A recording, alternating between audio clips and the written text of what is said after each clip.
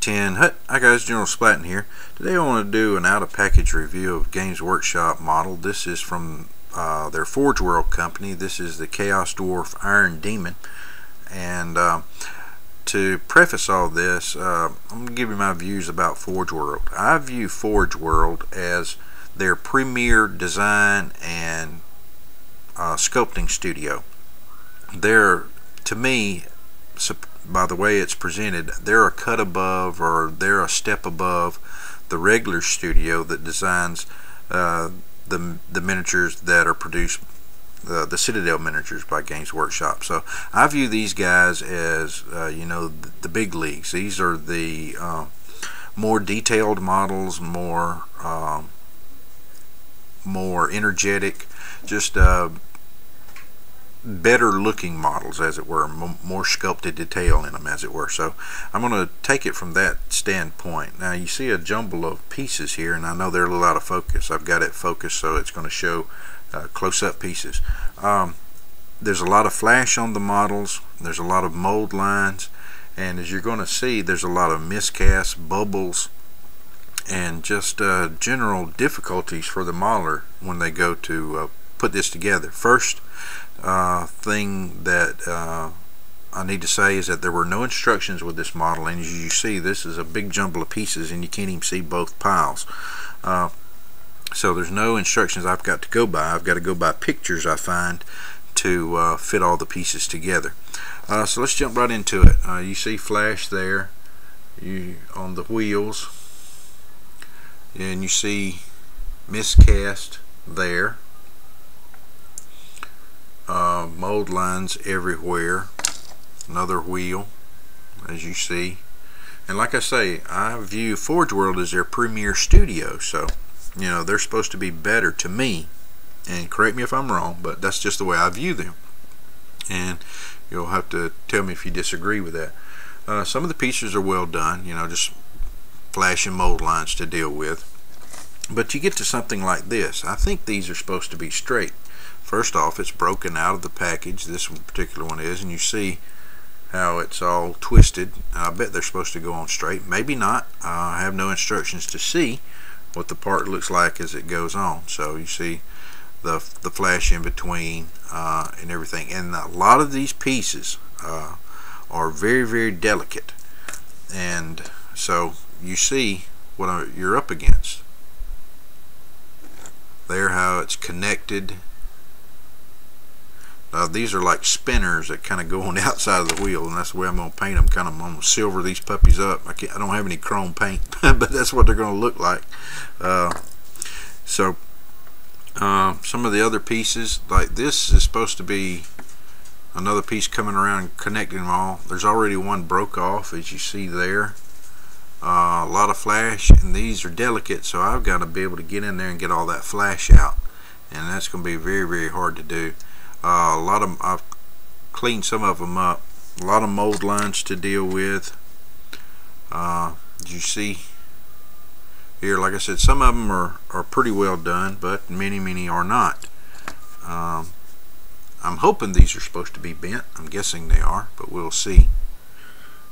And so I got to figure out if this, like on this particular part, I think that's a mold feeder tube, so I'm supposed to cut that off, but I don't know just yet. I'll just have to figure it out as I go through. Now here's a good example of what I'm talking about. See, this piece is already cracked and broken. You see the hollowness of the fill there, and also this is bent. So I bet it's supposed to be straight. So I've got to get that straightened out in some hot water, I guess. Maybe I'll have to take a lighter to it. So I mean, great details, but a lot of times the details are very fiddly and can be very brittle.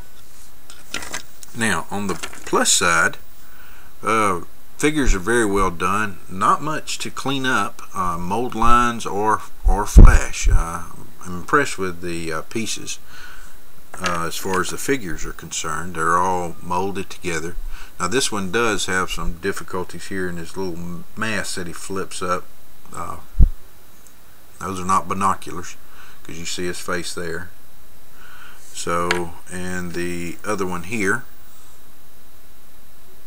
So these are well done. I like these. The big main part of the machine itself.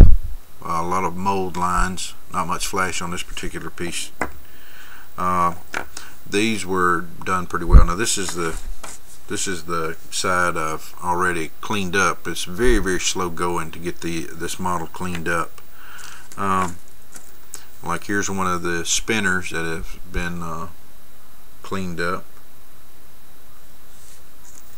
So here's one of the barrels. Now that's supposed to be a hollow tube, so I'm gonna have to drill all that out and everything, and try to figure out where it goes. And these little pieces, see, like this one's bent. Is it supposed to be bent, or is it supposed to be? And it's also got a little crack in it. Is it supposed to be straight? So then another one of the tubes. So that's what I'm up against, and I'm very disappointed really in this kit. This is going to be the most troublesome or the most challenging one of all, and it's the last one I've got of the Chaos Dwarf army, and I wish I'd kind of gotten this out of the way, because this is going to be a real bear to work on.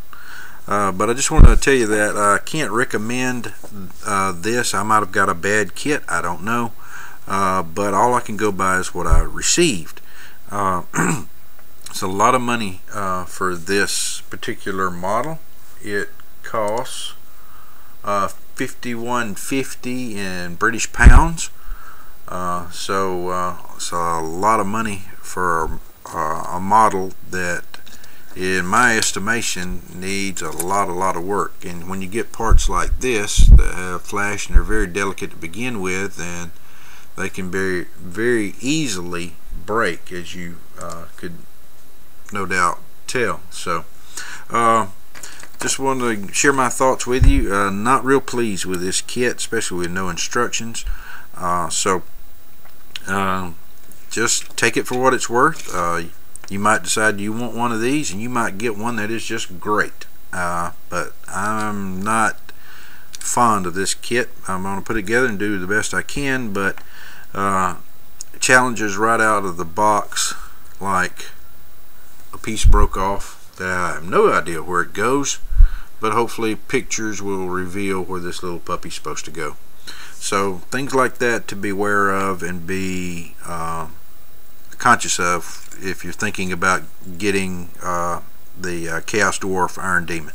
Have any questions or comments or thoughts about this, or your thoughts about how Forge World functions in their hierarchy, if it's a Premiere Studio or just another branch? Let me know. Well, this is General Splatton, and I'll talk again. Dismissed.